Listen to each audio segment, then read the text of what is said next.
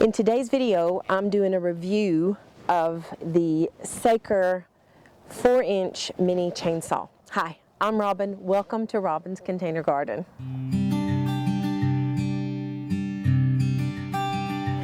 So last week I was approached by this company Saker who asked me to do a review on this 4-inch mini chainsaw. Now I would only ever do a review on something that I would use myself and I would use in the garden, and I will only do a review and be honest about it. I'm not gonna just fluff it up if I don't like it. I haven't tried it yet. I just took it out of the box a couple days ago when I received it, and I just charged the battery today. So the first thing I'm going to do is I'm going to show you everything that came in the box that they sent me. This is a scaled down version of what you would get if you ordered it online.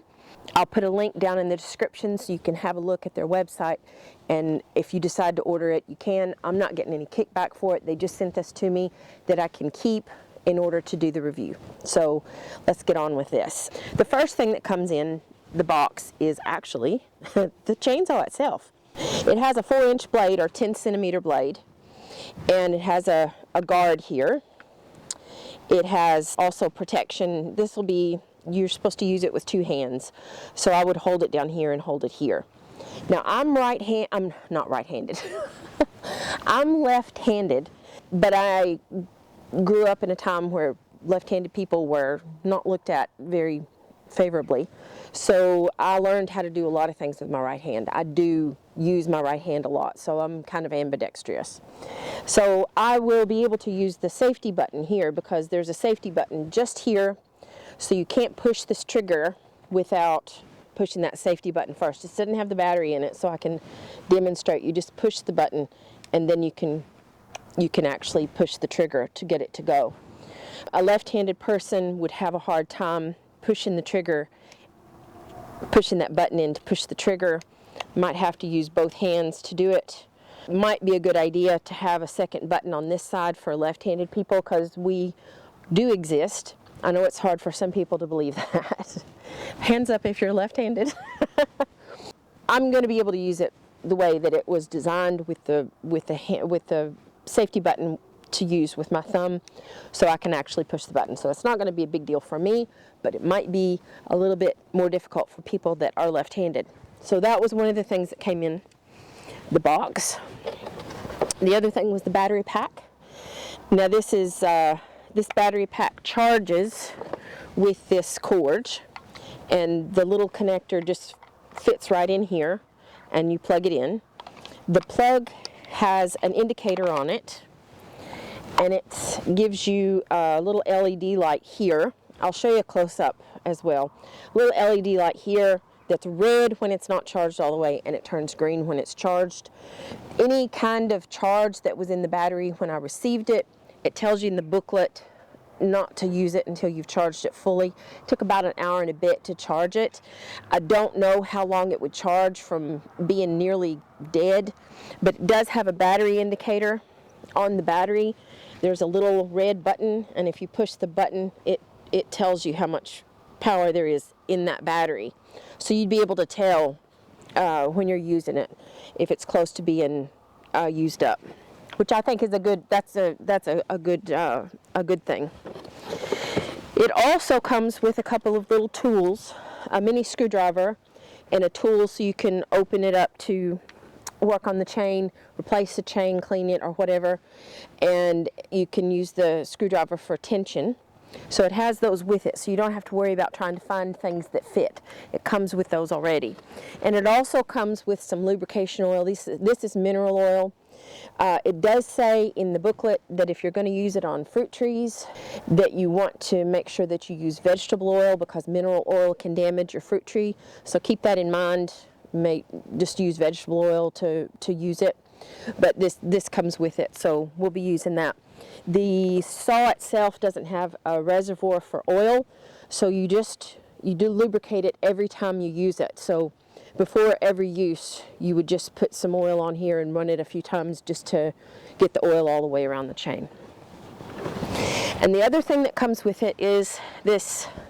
It calls itself an instruction manual, And I've read through it, and it is heavy on the safety, which it needs to be, because this is a serious tool. You don't want to use it without knowing all of the things that you need to know in order to use it. But a couple of things that I would change if I was designing this manual. You see there's a drawing here. This could be actually used on the inside. Got a little bit of wind today, sorry. This could actually be used on the inside, and then little things pointing to it to say what everything is. That would be helpful. And also it would be helpful if they gave more information about how to actually use the chainsaw. Now, I know teaching somebody how to use a chainsaw, if they don't know, then maybe they shouldn't be using a chainsaw. But mini chainsaw is kind of a breaking in kind of thing, and if you've never used a chainsaw before, I've not, then it might be worth going through a little bit more effort to put some more information in here about using the chainsaw. Like I said, it is very safety conscious, and it needs to be. It gives you orders and precautions, and make sure this is happening before you do any of this. Don't use it on anything but wood and things like that. So that's probably, so far, it's probably the only downside. My hands are freezing. I am going to go inside and get some gloves, because you should be using gloves with this, and also safety glasses. So I'm going to go in real quick and get my gloves, and then we're going to try this out in just a second, and I'll be right back. Gloves. Definitely use gloves when you're using a chainsaw. Obviously, the problems could come with anything that's coming off of whatever you're cutting. It can come and injure your hands. You need safety glasses in order to protect your eyes. And I don't know how loud it's going to be, but if it's too loud, wear ear protection as well. It is advised in the instruction manual to use ear protection. I'm not going to be doing too much of it today, so we won't be using ear protection unless I feel like it's too loud. But like I said, I haven't tried it yet, so I don't know how loud it is. Now we're going to put the battery on. It just slides on, just like this, just like that. And then to get it off, you've got a button here, and you just push that and pull it right back off again. So I'm going to put the battery on. I've noticed that the weight of the battery and the weight of the motor are actually that balance is really good. And it's not too heavy. I can't remember how heavy it says. Let's see. But I'll put on the screen how heavy that the instruction manual says that it is when it has the battery attached. And if it doesn't have that information, I'll weigh it, and I'll make sure that you know how heavy it is. It's not heavy at all. I think you could use it. This wind is driving me mad. You could use it quite easily for a few minutes. So one of the things that it says is to make sure that the chain tension doesn't pull away more than maybe a millimeter or two away from the bar here, and it's in good tension, so I'm not going to mess with the tension. But one of the things that I will do is I will go ahead and oil it. I'm not cutting anything that's going to be used on any food, so I'm going to go ahead and use the mineral oil. We're just going to put a few drops down here along the chain, and then what I'll do is put my gloves on just so we're safe, and I'll run it real quick just to kind of get that oiled, and you have to push the button and pull the trigger.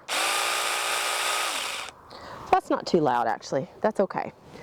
So the first thing we're going to do is I'm going to cut a couple of my hazel branches just to see how it cuts, see how it handles, and that kind of thing.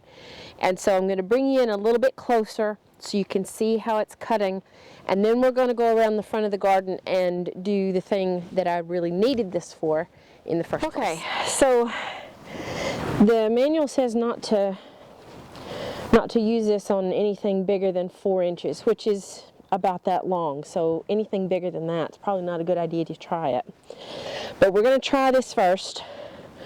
I've got it on a step, and I'm putting my foot on it so it's not moving around, and I'll use both hands. I'll push the button here, and then I'll start it, and then we'll see how it cuts.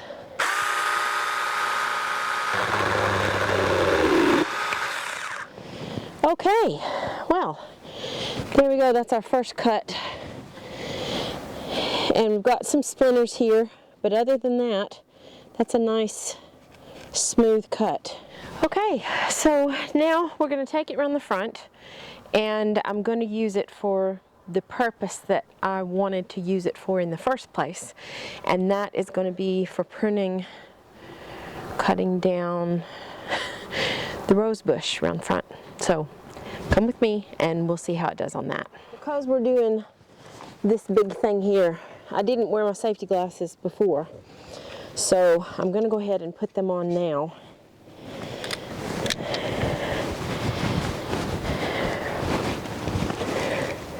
All right, so what I want to do is I want to get rid of this.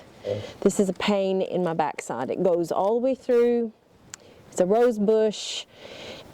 When it's in flower, it's okay, but when it's not in flower, it is a pain in my backside. This whole bed next year is going to be wildflowers, and I've got a project that I'm going to be putting over there next for, well, I'm going to work on it at the end of this year for next year.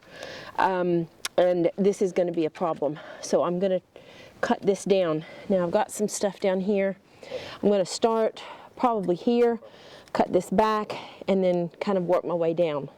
So we know that it's not 4 inches wide. We know that it should work on this. We'll see, hopefully. So here goes nothing.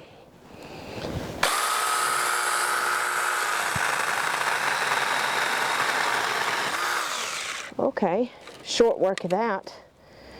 Okay, that's one part down. Nice cut, nice clean cut too. Okay, now we'll go down a little bit further.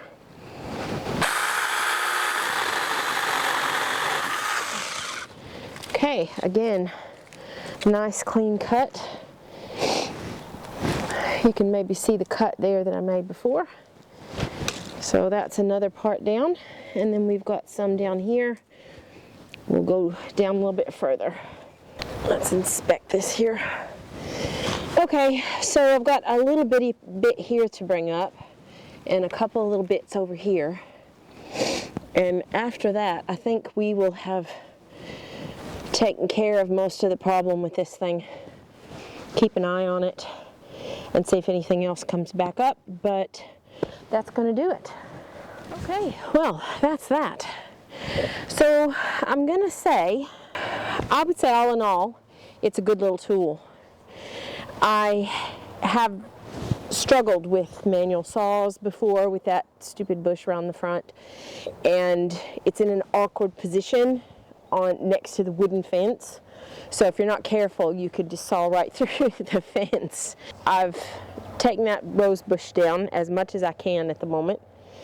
I'm going to keep an eye on it to see if it starts to try to sprout out again, and if it does, I'll take care of it. But I would say, all in all, that this is a good little tool. I will say that I do think that it needs a second button on that side for lefties. I also think that the instruction manual could be a little bit more detailed and have like a guide to what each piece is and what it's for. That might be helpful. So I would say that it's probably a good use if you can use it in your garden. It is probably a good investment.